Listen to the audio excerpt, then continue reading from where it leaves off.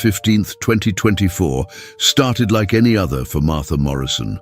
Coffee brewing, birds chirping outside her Phoenix home, the familiar weight of 35 years without answers pressing on her shoulders.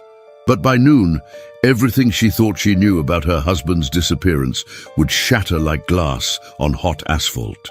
Earl Morrison, known to every trucker from Chicago to Santa Monica as Big Earl, vanished without a trace on Route 66 near Flagstaff, Arizona, in the summer of 1989.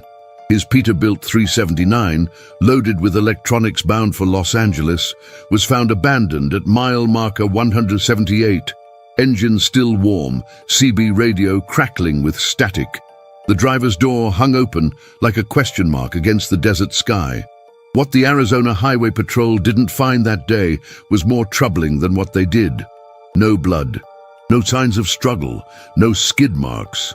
Earl's logbook showed his last entry at 3:47 a.m. Stopping for a stretch, something ain't right out here. His wallet remained on the dashboard, untouched. His coffee still steaming in the cup holder. Even his lucky Zippo lighter, the one Martha gave him on their wedding day, sat in its usual spot above the sun visor. The investigation that followed turned up nothing but dead ends and cold trails. Detective Ray Hutchinson, lead investigator on the case, would later tell reporters it was like the man just stepped out of his truck and into thin air.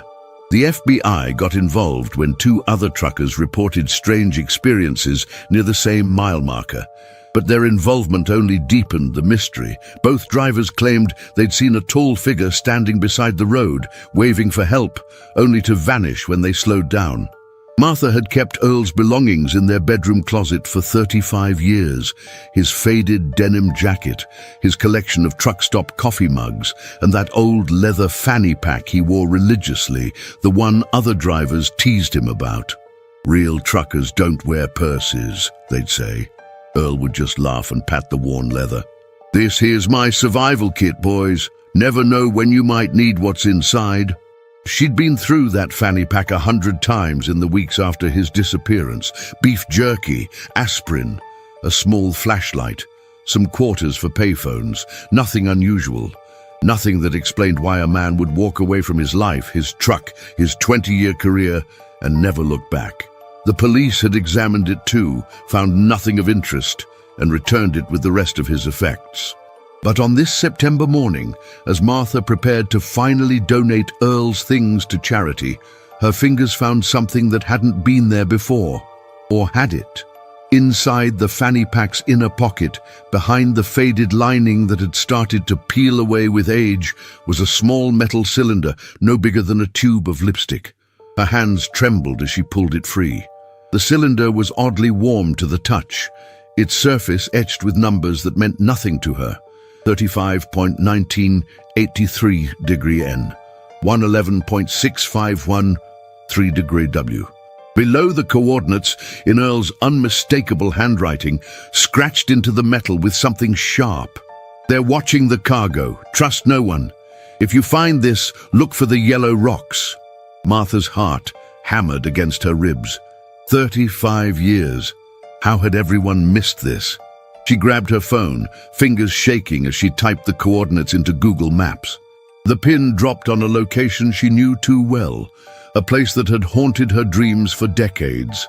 Highway 89, just north of Flagstaff, less than 10 miles from where Earl's truck was found. She called Detective Hutchinson, long since retired, but still carrying the weight of the unsolved case. "Ray," she said, her voice barely a whisper, "I found something in Earl's pack. I think he left me a message." Hutchinson's silence on the other end stretched for several seconds. When he finally spoke, his voice carried an edge she'd never heard before. "Martha, listen to me very carefully. Are you alone right now?" "Yes, why?" "I'm coming over. Don't call anyone else. Don't tell anyone what you found. And Martha, lock your doors." The line went dead. Martha stood in her bedroom, staring at the metal cylinder in her palm. Outside, a truck rumbled past on the distant highway, its engine sound eerily similar to Earl's old Peterbilt.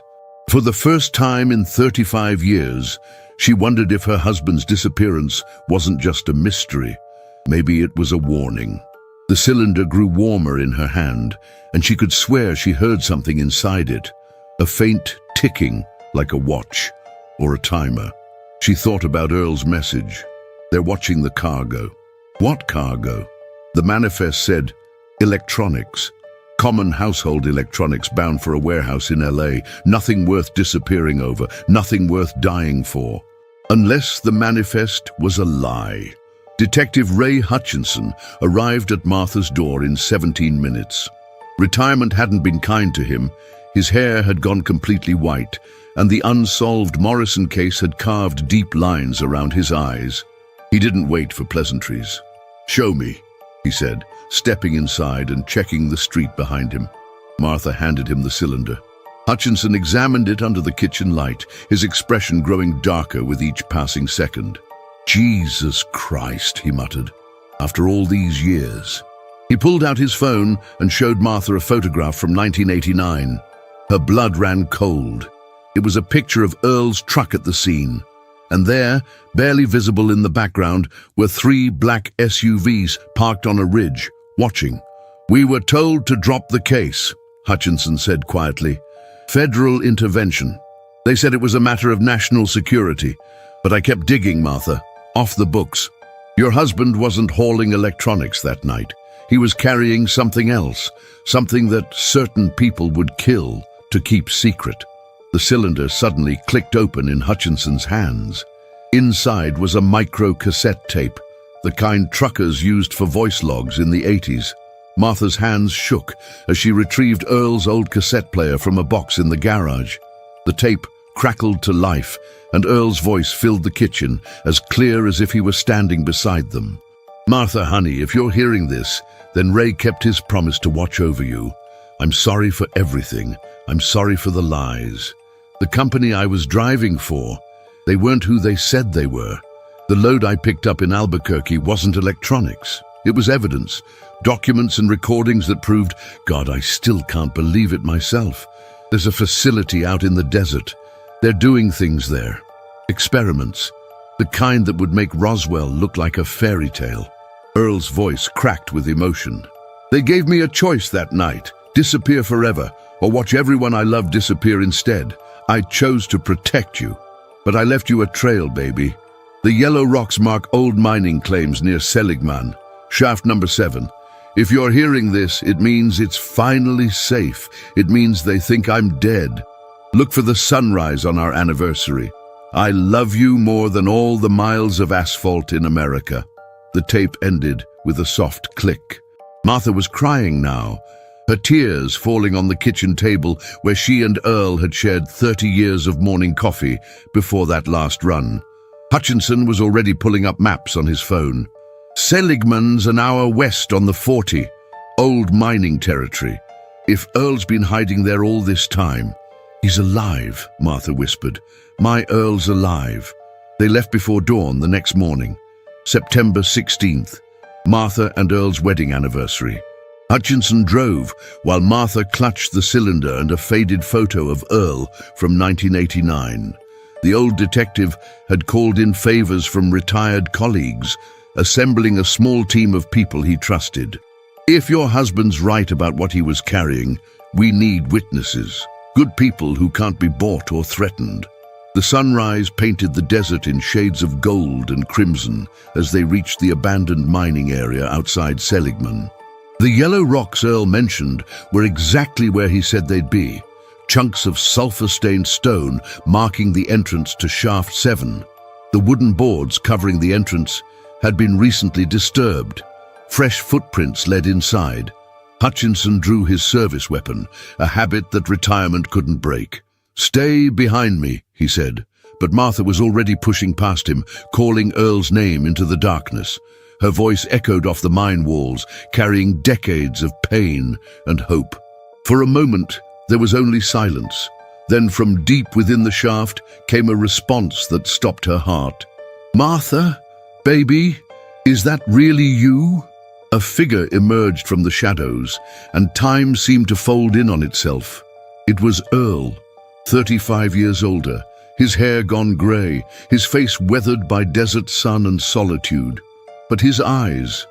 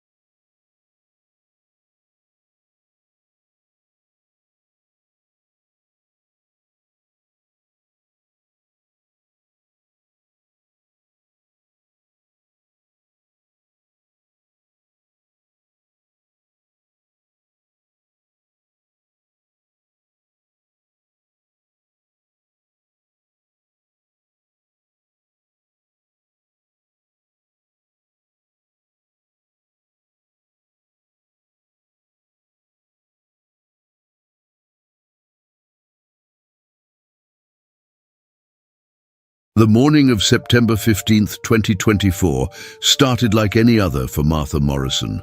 Coffee brewing, birds chirping outside her Phoenix home, the familiar weight of 35 years without answers pressing on her shoulders.